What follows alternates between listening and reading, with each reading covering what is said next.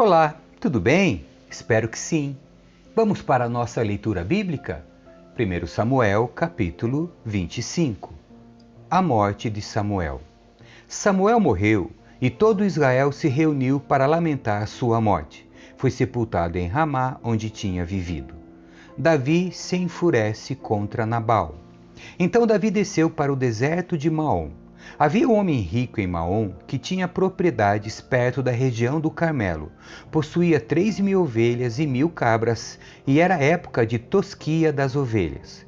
O homem se chamava Nabal. Sua esposa Abigail era uma mulher inteligente e bonita, mas Nabal, descendente de Calebe, era um homem rude e perverso em tudo que fazia. Quando Davi soube que Nabal estava tosqueando as ovelhas, chamou 10 rapazes e lhes disse: Subam ao Carmelo e vão a Nabal, enviem saudações em meu nome, e digam a ele: paz e prosperidade ao Senhor e à sua família e a tudo que é seu. Disseram-me que é época da tosquia. Enquanto seus pastores estiveram entre nós, perto do Carmelo, nunca lhes fizemos mal e nada foi roubado deles. Pergunte a seus homens, e eles lhe dirão que isso é verdade. Diante disso, pedimos que o Senhor seja bondoso conosco, pois chegamos numa época de celebração. Por favor, reparta conosco e com seu amigo Davi o que puder dos seus mantimentos. Os rapazes transmitiram essa mensagem a Nabal em nome de Davi e esperaram pela resposta. Quem é esse tal de Davi? Perguntou-lhes Nabal. Quem esse filho de Jessé pensa que é? Hoje em dia há muitos servos que fogem de seus senhores. Devo pegar meu pão, minha água e a carne dos animais que abati para meus tosqueadores e entregar a um bando que vem não se sabe de onde?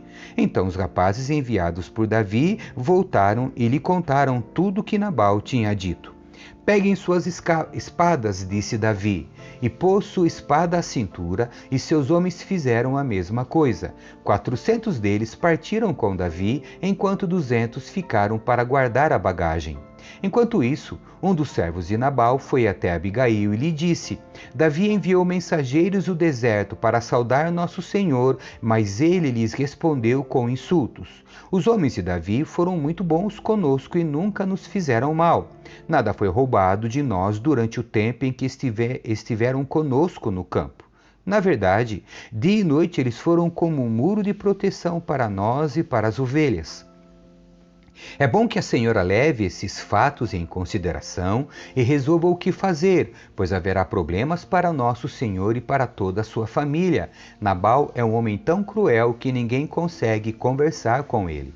Sem perder tempo, Abigail providenciou 200 pães, 2 vasilhas de couro cheias de vinho, 5 ovelhas preparadas, 5 cestos de grãos tostados, 100 bolos de passas e 200 bolos de figo. Colocou tudo em jumentos e disse aos servos: Vão adiante e logo os seguirei. Mas não contou a seu marido Nabal o que estava fazendo.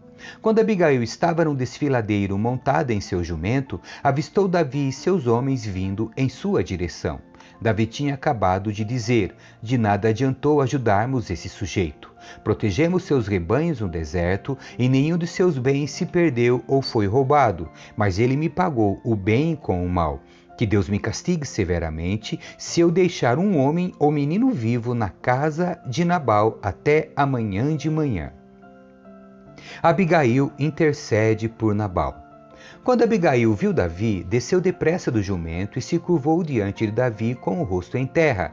Caiu a seus pés e disse: A culpa é toda minha, meu senhor. Por favor, ouça o que sua serva tem a dizer. Nabal é um homem perverso. Não dê atenção ao que ele disse. Ele é um insensato, como seu nome indica. Mas eu nem sequer vi os rapazes que o Senhor enviou.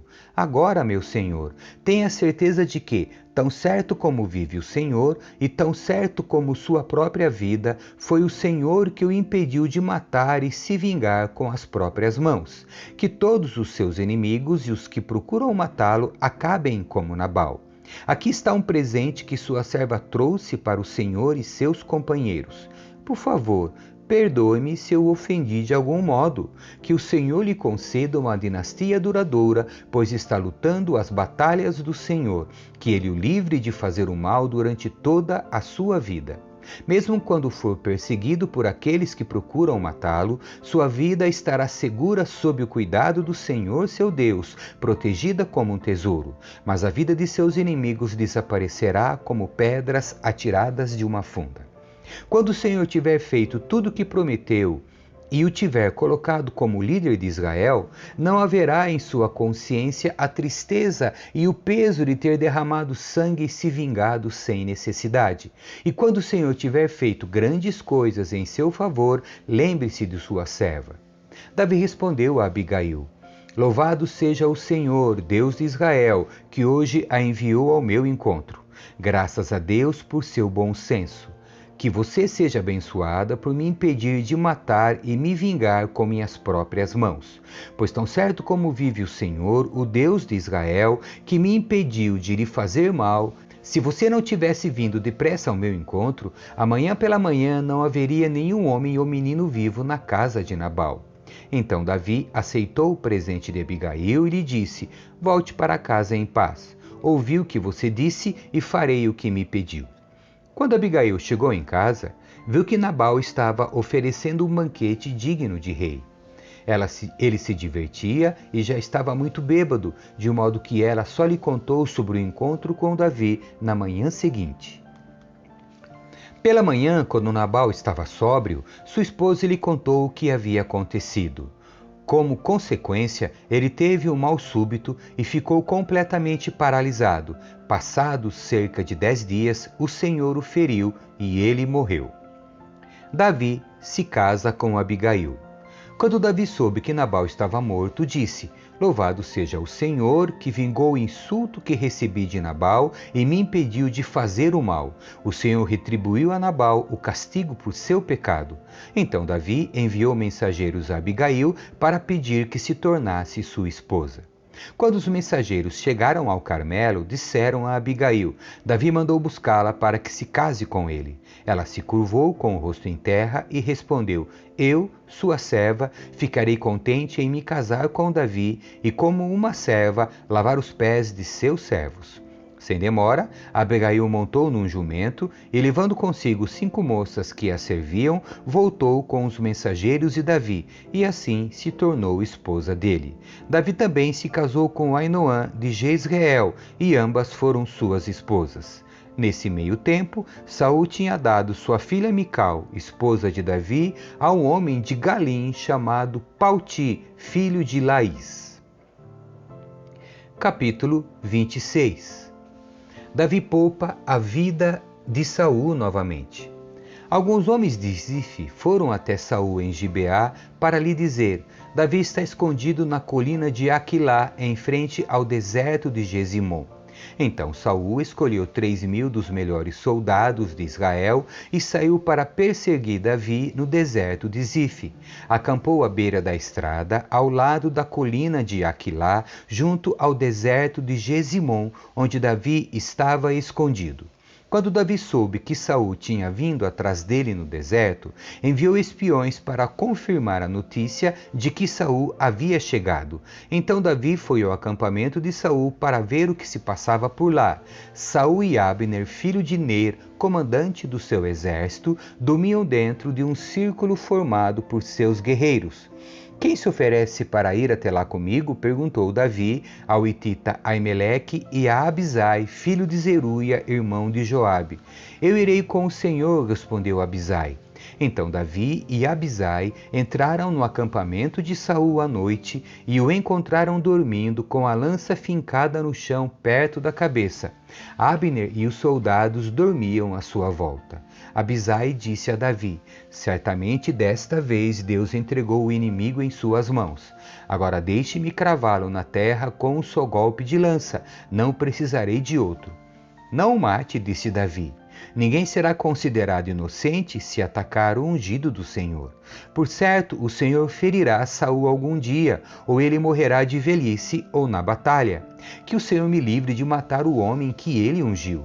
Mas vamos pegar a lança e o jarro de água que estão perto de sua cabeça e depois vamos embora. Davi pegou a lança e o jarro de água que estavam perto da cabeça de Saul. Depois, ele e Abisai saíram sem que ninguém os visse nem acordasse, pois o Senhor os tinha feito cair num sono profundo. Davi subiu a colina e passou para o outro lado até estar a uma distância segura. Então gritou para os soldados e para Abner, filho de Ner: "Acorde, Abner." Abner perguntou de volta: "Quem é você? E como ousa acordar o rei aos gritos?" "Você é um grande homem, não é mesmo, Abner?" disse Davi. "Quem em todo Israel pode se comparar a você? Por que então não protegeu seu senhor, o rei, quando alguém chegou tão perto dele que poderia matá-lo? Isso não é nada bom.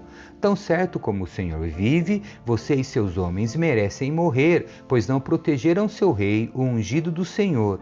Olhe em volta. Onde estão a lança e o jarro de água do rei que estavam perto da cabeça dele?" Saul reconheceu a voz de Davi e disse: "É você, meu filho Davi?" Davi respondeu: "Sim, meu senhor, o rei. Por que meu senhor persegue seu servo? O que eu fiz? Qual é meu crime? Agora, porém, peço que o rei ouça seu servo. Se o Senhor incitou o rei contra mim, então que ele aceite minha oferta. Mas se isso tudo não passa de um plano de homens, que o Senhor os amaldiçoe, pois eles me expulsaram de meu lar, de modo que não posso mais viver entre o povo do Senhor. E disseram: vá servir outros deuses. Devo morrer em terra estrangeira, longe da presença do Senhor? Porque o rei de Israel sai à procura de uma pulga? Porque me persegue como uma perdiz nos montes? Então Saul disse: pequei. Volte para casa, Davi, meu filho, e não procurarei mais lhe fazer mal, pois hoje você considerou minha vida preciosa. Tenho sido insensato e cometi erros muito graves. Aqui está sua lança, ó rei, respondeu Davi. Mande um dos seus servos vir pegá-la. O Senhor recompensa quem age com justiça e lealdade, e eu me recusei a matar o rei, mesmo quando o Senhor o entregou em minhas mãos, pois é ungido do Senhor. Agora, que o Senhor considere minha vida preciosa, como hoje considerei preciosa a vida do rei, que ele me livre de todos os meus sofrimentos. E Saul disse a Davi: seja abençoado, Davi, meu filho. Você realizará muitos feitos heróicos e certamente será bem-sucedido. Então Davi foi embora e Saul voltou para casa. Capítulo 27. Davi entre os filisteus. Davi, porém, pensou: um dia Saul me apanhará. O melhor que tenho a fazer é fugir para a terra dos filisteus. Então Saul deixará de me perseguir em todo o território de Israel e por fim estarei seguro. Assim, Davi levou 600 homens e foi até Ax, filho de Maoque, rei de Gate. Davi, seus soldados e suas famílias se estabeleceram ali com Ax em Gate. Davi levou suas duas esposas, Ainoã de Jezreel e Abigail, viúva de Nabal do Carmelo. Quando Saul soube que Davi tinha fugido para Gate, deixou de persegui-lo. Certo dia, Davi disse a Ax: se parece bem ao meu senhor, preferimos viver em uma das suas cidades no campo. Seu servo não precisa morar na cidade real. Então Ax lhe deu a cidade de Ziclag, que pertence aos reis de Judá até hoje. E Davi viveu 1 ano e 4 meses entre os filisteus. Partindo de Ziclag, Davi e seus homens atacavam os Gesuritas, os Gersitas e os Amalequitas, povos que desde tempos muito antigos viviam perto de Sur até a terra do Egito. Davi não deixava nenhum sobrevivente, homem ou mulher, nos povoados que atacava.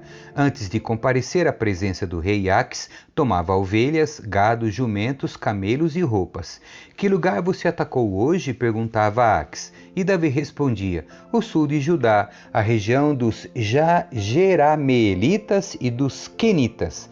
Davi não deixava nenhum sobrevivente, homem ou mulher, para ir a Gate e contar onde ele havia estado de fato. Isso acontecia repetidamente enquanto ele vivia entre os filisteus. Ax acreditava em Davi e pensava: a esta altura, o povo de Israel deve odiá-lo muito. Agora ele ficará aqui e me servirá para sempre. Amém. Que Deus abençoe você. Tchau.